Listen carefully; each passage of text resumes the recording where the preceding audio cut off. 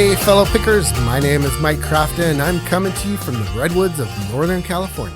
And my name is Carl Mandrioli, and I'm coming to you from Castle Rock, Colorado.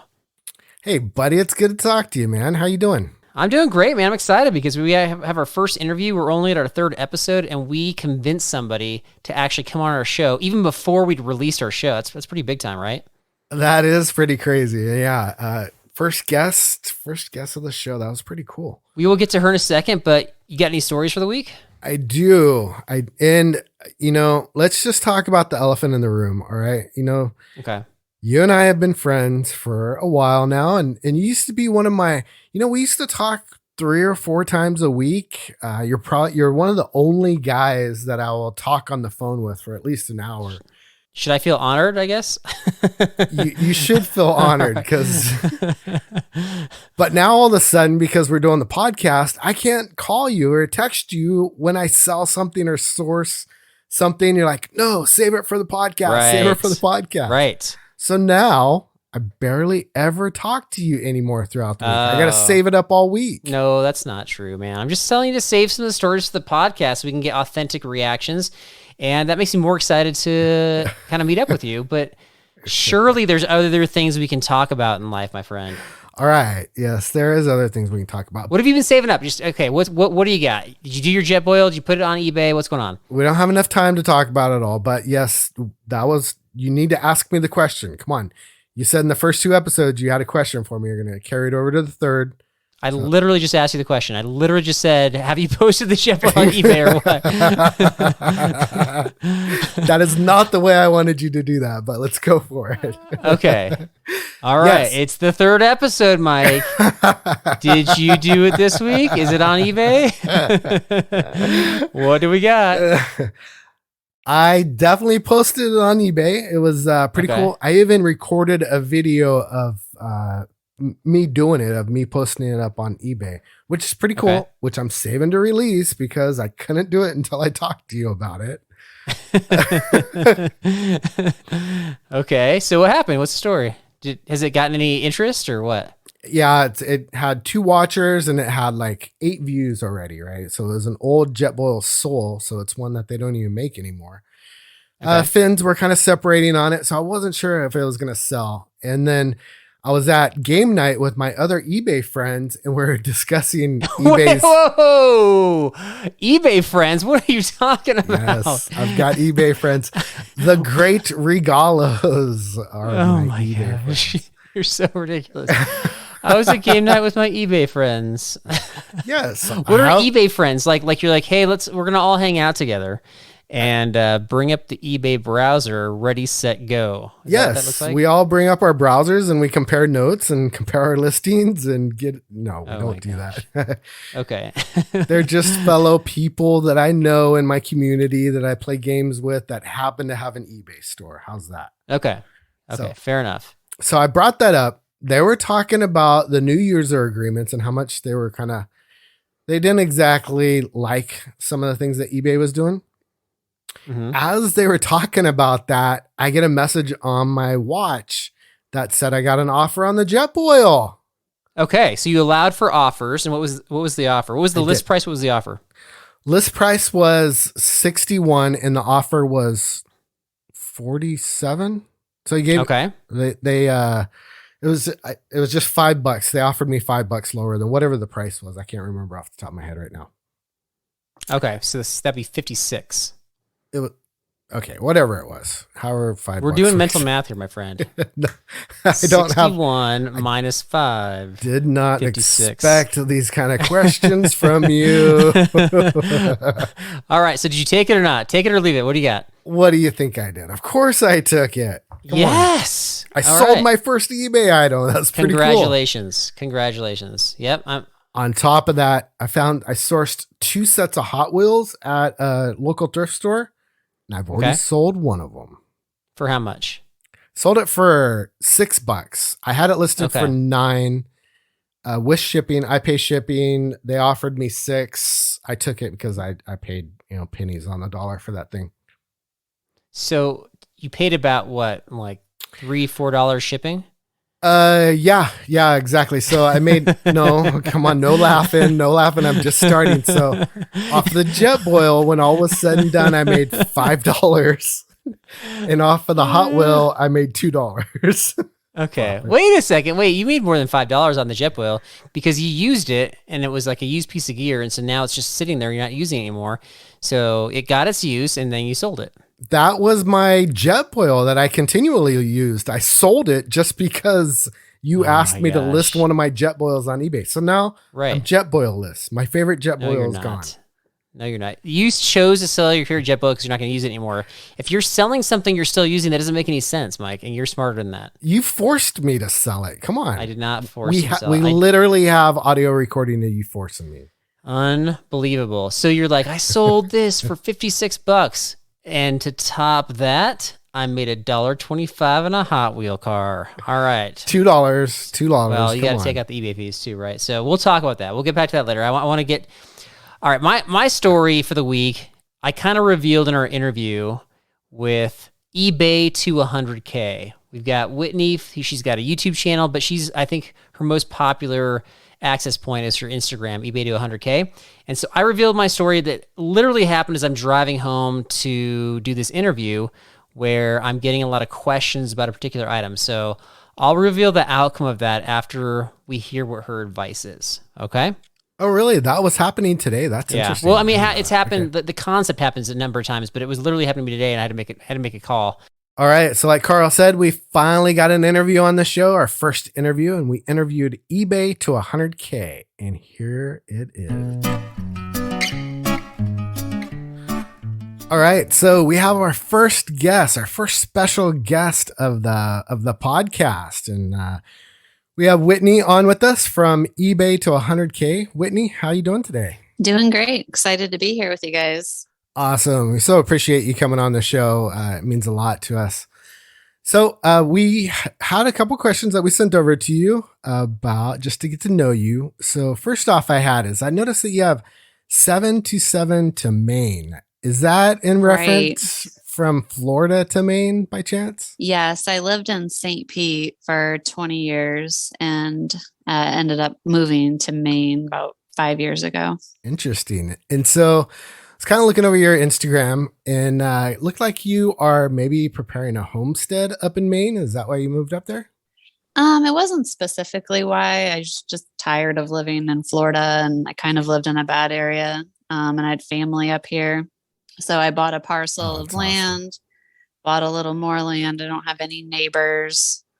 So we have chickens and we hunt and all that stuff. And it's great. We love it. Are you getting bears coming in on like your territory? Actually on my YouTube, that's linked in my EBAYTO100K. I have a video of a massive bear that walked up on me during deer season. It was pretty scary. Oh, I believe it. I believe it. Do you have like bear spray on hand or weaponry that you're... A rifle, yeah. Okay. Just a rifle, just so we can shoot it down. Yes. Not a big deal. Yeah. Yeah. Well, before we get too deep, like, I don't know if you had this question, Mike, but EBAYTO100K, I want to know the story behind the name. Is that like you're eBaying, you're reselling to try to make $100,000? Or are you trying to make $100,000 a year or a year? It was definitely from a manifestation standpoint. And just a real quick tangent. You know, when I started eBay, I really wanted to buy some acreage out here. So all my clothing bins that I store all my eBay stuff in, I took a picture of some random land and put it on all the bins. And every time I'd go fish out a shirt or some shorts or whatever, I was just kind of trying to manifest, living in the woods and having some acreage and whatnot. So it was just a manifestation thing. So trying to hit that 100K a year mark. Okay. So where are you at right now? I'm at about 75. Whoa. I'm anticipating for this year. Q4 is going to be good. So yeah. Okay. Well, just in comparison, what were you at like last year, the last couple of years? It varies every year, but during COVID, I didn't do too poorly. I think I did like 75K last year and probably like 68 the year before. Gotcha. Okay. That is impressive. Well done. I had to switch gears a little bit, with the COVID stuff as far as what I was selling because our thrift stores closed down, but I got there. And so is that where you're mainly sourcing is through thrift stores? Not necessarily. I've been trying to get my average sales price up, so I've been doing a lot of like the Real, that website. It's like designer stuff. Okay. They have some clearance things coupled with some promo codes. So I'll do some kind of sort of arbitrage on that. And then always TJ Maxx yellow tag sale forever, of course. Okay. And, whatever. Anywhere I go, I'm scanning labels. So, all right. Nice. I saw that you're also on ThreadUp. Have you been having very much luck on ThreadUp? Definitely. I did that during COVID. I sourced eBay for eBay during COVID. You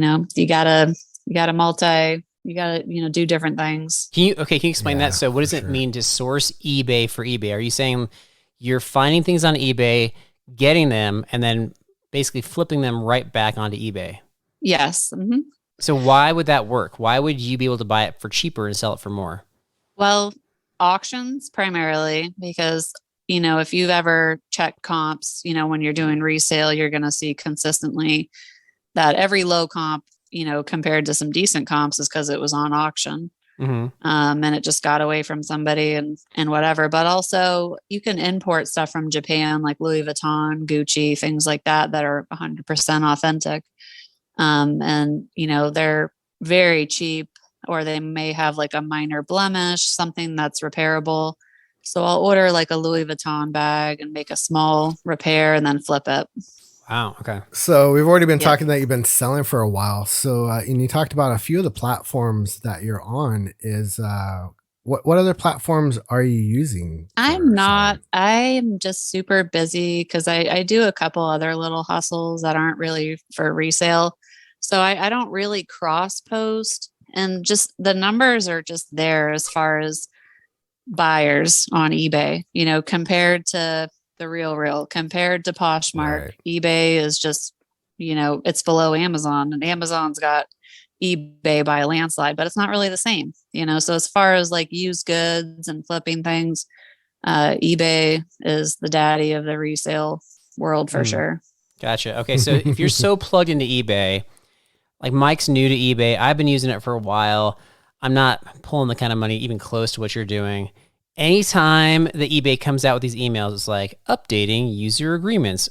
Are you sifting through all that stuff to make sure they're not, upping the fees or, their percentage take on everything? Is that important to you? Or are you like me who just like delete? I'm deleting because I'm getting a payday every day. I get a payout every morning. And I mean, as long as everybody's eating and my average sales price is good and it's not, I keep track of some stuff as far as like my monthly overhead when I look at it at the end of the month. I've never noticed anything super significant. So I don't micromanage it and read into it too much. Maybe I should though. No, I was just simply asking because I was just for myself. I was trying to give myself a reason to say it's okay to delete. So if I feel like you are, we don't need to read the fine print. You're next level or 5 levels above me, and you're deleting. Now I feel better about it. So thank you, appreciate that. Tip number 1 from this interview: never read the fine print. Not sure that's okay. Well, it sounds like you're doing really well, and I'm really happy to see that. We kind of talked about a few things, and we're referencing eBay. So one of the things about our show is that we're trying to find interesting stories. We want the good stories, the ridiculous stories from sourcing or selling on eBay. So yeah, have you had any interesting interactions while reselling on eBay? Like in the thrift or on the actual, like the browser, the app itself? Let's make it a 2-part. Let's start with the thrifting. All right. Are you like pushing carts around and people are sourcing out of your cart and all those interesting stories that I've been hearing about? I'm in Maine, so I don't get that like inner city, some of those stories that you hear. But I stay to myself in the thrift. I try not to, be looking up comps real obviously or telling everybody, on the phone, oh, I found this and this, and it goes for such and such a price. I try to be discreet. I do know there's people in there shopping for their personal wardrobe. I respect that. It's cool. So I do try to be discreet, but there was one lady and I was, sourcing dollar days for a while. I don't know if your Goodwills have that, where everything that's a certain color is $1. Right. So I would sweep through there and I would get like 100 items, and they were all $1, obviously. So she knew I was a reseller because nobody buys that much stuff, right? And I just had, a bullseye on me. So she would go through and fill her whole cart with every single thing that she could find of that color. Men's, women's, kids, this old lady, right? Yeah. And my friends, I'm friends with the people who work at the thrift, because I highly recommend that. Just be friends with the employees, When the employees would tell me when I left, she puts back every single item. She told us she explicitly puts all of it in her cart just so that you can't buy it. And I'm like, oh no, gosh. I'm like, what? Oh my gosh. You got to have a growth mindset and not like a limit mindset. There's enough for everybody. There's abundance, I refuse. Right. I see other pickers, other thrifters. You can tell that they're resellers. Obviously they're looking up comps. Cool. I just refuse to get into like that whole territorial. There's not enough, there's no point sourcing here today. I will always find something. We're all looking for different stuff. So that's really interesting. So a couple gotcha. things that I'm pulling out of your story is, first of all, it sounds like you have a reselling villain on your hands right now. Who's not only a villain to you, but a villain to the store, because those are things you might actually buy, and now they're preventing the store from making the money as well. And so is this somebody you might run into multiple times? Or is this, is this gonna be a consistent thing potentially? I see her there a lot, and I just laugh about it because, I'm not gonna leave. I'm just gonna keep doing my thing, keep winning, whatever. So is she another picker, or she's just a shopper? I think she's just a shopper. She's a villain. Just a villain, Mike. She's a villain. Yep. I picked up on something that you talked about, and that makes me super uncomfortable, and that is pulling out my phone when I'm thrifting.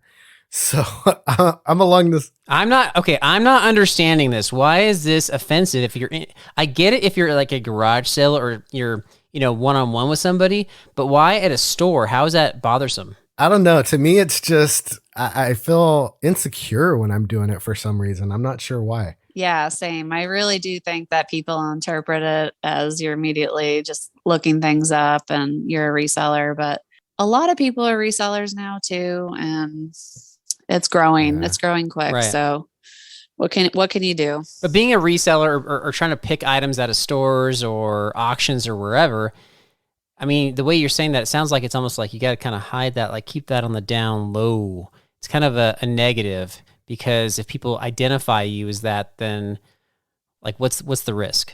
I think there's a misconception that these are like nonprofit organizations. Oh yeah, especially Goodwill. Are you kidding me? Yeah. Yep.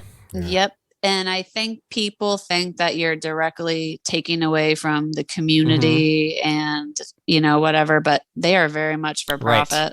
Right. My ability to go in there and turn an income keeps me off of, certain things that deplete the community. Like I don't qualify for certain things because I make X amount of dollars and I have a bunch of kids. So there's different ways to look at it, like I'm not poverty level because I'm there. You know what I mean? So I'm sparing you money because I'm there. Yeah, I guess, when I saw, speaking to that point, when I saw the stats for, the nonprofits, it was like the guy that was running a Salvation Army made, it was like, I don't know, it's a few years ago, like $60,000 a year, like the CEO. And then the Goodwill person was like 3 million plus or something. Too. It was just something where, it wasn't a nonprofit, but I guess they were trying to say that they hire people that might be unhireable in other areas, but they're still, raking it in, so to speak. So for sure. Yeah, interesting. Okay, I will share that if I'm like in a one-on-one situation and there's something where I'm like, I don't know if this is a good deal, I don't know if I should buy this or not, and it feels like a risk and it's more than a few bucks, I'll look it up, but I'll try to be a little sly about it and say, you know what, I don't know if this is for me, can I get some more information on this? And usually that seems to not offend. So that doesn't really work in a store, but I don't know. What do you think about that? Is that something you'd be willing to do? Kind of person to person? Yeah, that doesn't bother me so much. I mean, I've been out in the thrift before where there's some people that have banter going back and forth about, oh, dude, this sells for like $150 and they're putting stuff back. out of place and they're, moving things around, and like the staff realizes it, the patrons realize it, and it's not discreet. Right. It doesn't give a good look, so I mean, I think discretion and everything is good because, I mean, who wants to have a confrontation in the thrift? So, who wants to throw down in a thrift store? That's a good question. In the thrift store, that's our new call sign. Yeah, they only do that at the bins. We only throw down at the bins. Okay, wait. Well, yeah. Do you have any bin stories where you're talking about like where it's like the leftover stuff from Goodwill and you're buying by weight? It's all the yes, and they just kind of pour it into these large bins and people are grabbing, right? Have you been there? I've been once. Yeah. I haven't. It's special. What is that? It's different. I literally just described it. No, I know. I'm picturing like Amazon return pallet type of situation. But it's sort of. Yeah, but it's all loose. Nothing's boxed for the most part. It's just loose stuff, and people are literally just grabbing. And I mean, this is where I've seen people loading up their shopping carts, and then people don't know, like, is that a loaded shopping cart from a shopper, or is that just stuff they're going to throw in a bin? And people start like sifting through other people's carts. Oh, it's next level. So what's your experience with that? You saying, are people throwing down there? It is a highly competitive, majorly resale driven environment. It's not your music playing in the background. It's industrial, it's loud, and people are fighting over things, reaching across each other, and you have to line up and get out of the way and be behind a certain area before they bring out new bins. And then it's abandon your cart and swarm it, and there's elbows flying. Wow. And it's dirty. Nothing there is sorted. It's kind of like the stuff that you would imagine is coming out of like the containers that you put donatables in. It's, people wear rubber gloves and you leave and you feel like just a sense of dirtiness. Right. Nothing is sorted or gone through in that sense. So like there's a bunch of torn stuff, damaged stuff. And I've just ruled out going to the bins as a whole now because it's way too competitive and you're in a hurry and then you get home and you're realizing there's tons of minuscule flaws and damage and things like that because there's no quality control there. So it's not worth the chaos for the quality. So if you were to go back to the bins, what types of things are you looking for specifically? Is it kind of just anything, or are you looking for like, electronics, or what's going to be your target type of item if you were to go back? I guess it would have to depend on what you specialize in, right? I suppose I'm mostly a soft goods and shoes and purses type of person, but I'm in Maine. So there's all kinds of random LL Bean stuff or whatever. And they have like an LL Bean day at our bins because it's Maine. So, but I mean, one tip that I would say is you bring a blue IKEA bag, abandon trying to fight somebody for a cart and abandon trying to navigate that crowd with a cart and just bring an IKEA bag right over your shoulder. It's Gotcha. way less competitive wedging yourself in and out of dealing with other people and all that. That does not sound like a place that I'm going to start sourcing from. So you guys don't need to give me any more detail. I'm not going there. It's good to go once. You got to get the experience, no, right? I'm okay. We'll go together, Mike. I'll take you and we'll use our IKEA bags. And if we need to use them as weapons to defend ourselves, we'll do that too. It'll be fine. Sounds good. So how about Whitney? How about some of the stories on eBay? And I asked this just because I got a weird message on my eBay on one of my items last night. And I actually had to Google if it was a scam or not. It's kind of freaking me out. So you have any stories from eBay? Wait a minute. No. Before you ask her, you should tell her about the scam. She can tell you if it's a scam or not. Yeah. What is it? It turned out not to be a scam, but it was just somebody's.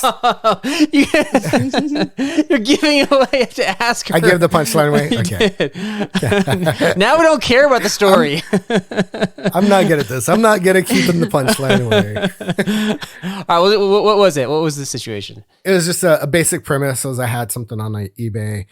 The lady made an offer on it. I accepted the offer, and then she sent me a message and said, when I went to go pay for it, it's showing that you have no quantities available. And I'm like, oh, is this some kind of a scam? Not only that, but when I accepted the offer, it gave me her real name and her address for shipping purposes. So now my item that was active on eBay was showing a different username. And I'm like, what happened? How'd they scam me? How did they get two people on there? I'm just trying to, I'm rolling through all these different scenarios of how I just got scammed out of $9 on eBay. I couldn't figure it out.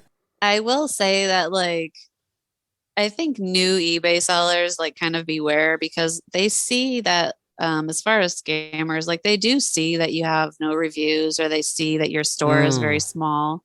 And it does definitely make you more subject to like scams because you'll get some offers and they're above ask and it's like, I'll pay above ask, but you have to text me, you know? Right. Or it's that those first 10 or so transactions can be really weird. Then again, anytime, you know, you list shoes or anything of that nature, you're going to drum up some weird messages. I mean, there's a whole cult following for shoes and footwear fetishes and weird stuff like that. Oh, wow. All right. You got to tell us some of this stuff then. I'm interested. You don't want to ever list some shoes as being well worn. That is like a kink. And eBay will take down your listing. Because, I mean, say you find some shoes and they're good, but they actually are kind of well worn and you put that in the title, they're going to take it down because it's been flagged. That's like, crazy. Yeah. So there's just there's weirdos out there and, you know, they'll message you and be like, can you just show me what it would look like on? Because my girlfriend's a similar stature. Or, oh, no. You know, yeah. Can you model this for me, please? Oh, no. I have not heard this. No. Okay. This is very interesting. That is crazy. I mean, you'll get your feedback extortion too. I mean, you'll get, you know, like I had one today, like, oh, I got this package. It smells horrible. And before I leave feedback, what can you do for me? It's feedback extortion. I don't have to do anything for you because you just worded it like that. Right. So, wow. And, you know, everything comes from the thrift, you know, I'm not sniffing these garments, but for the most part, I've never sourced anything that I'm like, oh, that's stinky, you know, unless it's from the bins, in which case, yes. The bins again. It's just, you know, it's a feedback extortion thing and you deal with it, but just keep it moving. It's not worth, you know, the energy and the time to deal with those people. Interesting. So are you worried about negative feedback on your eBay? I used to be. It used to really bother me if I had like a negative. I have maybe 1 or 2 negatives now. You can't please everyone. If someone orders something that's new with tags and it just, you know, it doesn't fit them or whatever, and they leave you a feedback, eBay's not going to amend it. You know, they didn't really, it just is what it is. I'm not going to lose sleep about it. My sales don't seem to have ever slowed down despite having a negative or 2. You want to stay at 99% plus. You know? Interesting. That's good to know. Right. This kind of just came up for me today, and this has been an ongoing issue in kind of the reselling, not just on eBay, but on, you know, Facebook and Craigslist. I'm selling in person. And that is when I list something and then somebody asks for more detail. Maybe they want more pictures or they're, you know, confirming that an electronic piece works or something. And then I answer them. And then they ask a second question and then a third question. I've found that typically there's 2 likely outcomes. But before I reveal what outcomes I've experienced, how do you handle those situations? As far as asking like follow-up questions? Yeah, so they're interested, but they you know, you answer the first one, that begets a second one and so on. And now you have a conversation about a particular thing. Let's say it's like a, you know, under $50 kind of item. Conversations are red flags for me because I try to be pretty thorough in my description. I put measurements. I point my finger at pulls. I point my finger at a blemish, whatever.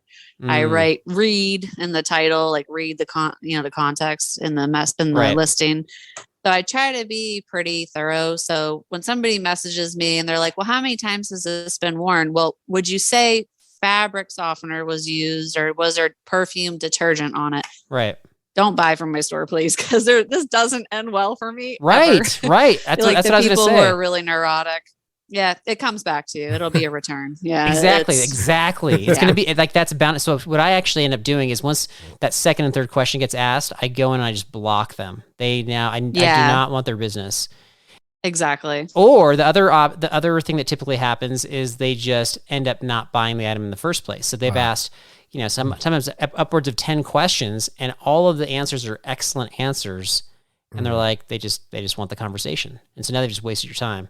So I was curious if you had the same experience. Sounds like you have. Yes, definitely. Whitney, we really appreciate you coming on our show. Is there anything you'd like to mention to our audience? We already mentioned the eBay to 100K Instagram, but where else they can find you or anything you got going on? On my eBay to 100K, I have a link to Etsy where the printables are, but also there's an eBay course on there. It has a comprehensive list of like everything that you can look for in the thrift that has a decent return. It comes with text support.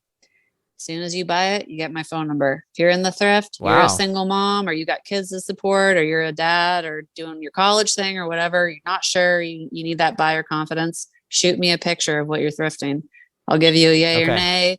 Give you tips on how to ship it. There's a shipping guide, everything, all for $25, unlimited tech support. And just to anybody getting started on eBay, just stay consistent, keep feeding the beast, keep doing the listings, even when it's slow, just keep accumulating the listings, cranking them out, and it'll start paying you eventually. I think you might have a customer in Mike for your. I am going to sign for up your for course it. there. That sounds like a ridiculous deal. If you're talking about, like getting the course, but then also getting the tech support, that's awesome. So, and it always tapers off. It's not like my phone blows up all day. Everybody gains their own confidence and goes their own way eventually. Awesome, Whitney. Thank you for joining us. We really appreciate it. And we've had a great time talking with you. Yeah, I appreciate it. She was super interesting to talk to. I really enjoyed talking to her. Yeah. So any big takeaways, any big kind of what stood out or what inspired you or what'd you learn? What you got? Yeah, you guys inspired me not to go to the bins at the darn the thrift store. That's crazy. Yeah, the Goodwill bins. I know. It was a little crazy, but that I feel like I got the opposite inspiration. She's like, it's like no holds barred. Bring this kind of bag. People start getting grabby. Is that where you're going to take off your aggression? That makes me want to go with you. That maybe you can like record a session. Maybe we can find our own villain at that one of those stores and be like, we're going to find a better, pick than they are. That would not be a good audio recording. That would be a great video recording, though. Yeah. Okay. You're right. That's true. All right. So she has some good information for sure, and kind of revealed, if you really were paying attention, a few nuggets of wisdom there as well. Yeah, she is a true inspiration on how to do this thing, though. She's debt free. She doesn't have a mortgage. She just she's selling on eBay. She works her own hours. That was just super inspirational to talk to her, to be honest. And I've tried to do the like eBay, like find it on eBay, flip it on eBay kind of thing, because I'll go back and look at completed items and I'll see something go for really cheap and say, I know it's worth more than that when you start parting things out. And so then I try to, replicate that, and it's hard to replicate. So you really got to know what you're doing if you're talking about that kind of thing. And she obviously does, but she's very experienced. So I would say not for the newbie. No, I feel like that she's in tune with what's going on. Like you're talking about, like she's on top of things, and she can jump onto eBay and when she sees something pop up and probably look at it and see if she could source it off of eBay that way. So it's definitely something that's probably a little bit more time consuming than your average, eBay store. All right. So I'm going to reveal what I was talking about with her in terms of what happened today and kind of how everything went down. You got scammed. No, this isn't about scams. This is about potential buyers that really aren't real buyers. Like they're not going to be pleased, and half of them don't end up buying the item anyway. They're just simply wasting your time. Sometimes they're wasting your money. And so I listed today an original Nintendo game, like the NES Empire Strikes Back. Like the kind that you have to blow on it to get it to work? You got to blow on the Correct. Okay. Correct. Yes. So I checked to see what it was going for. It's going for about $25. So not a big ticket item here, right? But still worth my time to list. Doesn't take a whole lot of time to list. And so I got a message immediately, hey, can you take more pictures of the back of it and of the top? I want to make sure the label is intact. I want this to be in mint condition. And I was like, okay, this is a collector. Sure, I'll take a picture of the top. Nobody's ever asked for the top of the video game cartridge. That's why you take 25 pictures, my friend. Come on. Yeah, but if I did that for every single one, I'm wasting my time for this kind of one-off type of guy. So I do that, I submit it, and then I'm driving home to get to this interview, and I get another question. Like, when was the last time this was tested, blah, blah, blah. And so I'm thinking, this is question number 2. This guy is very particular, right? So in my mind, I'm thinking, okay, when I get home, I'm going to block him. I'm not going to allow him to buy my item. I'd rather not sell the item than sell it to this guy where I'm going to have to pay shipping and he's going to probably end up returning it anyway. So I'm checking my emails. I'm driving. Don't worry. It's totally fine. I'm like totally safe.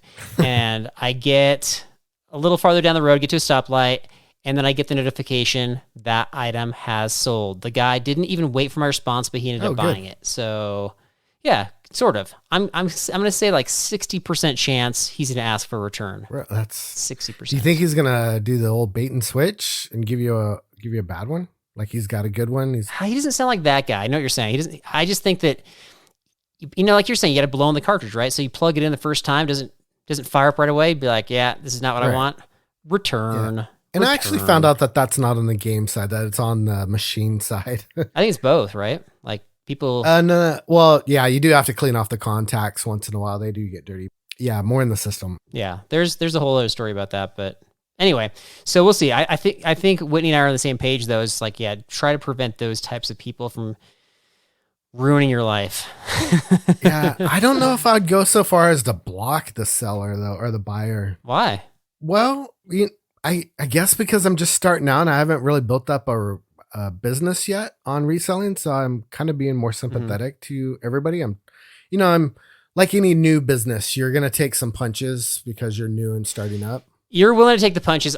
I'm willing to give you the experience and what to do in this case. Like eBay has millions and millions and millions of users. You block a few here and there. I mean, I've only blocked like 5 or 6 total in my lifespan. I think it's not going to make a big impact. So I don't think that's that big of a deal. All right. Good to know.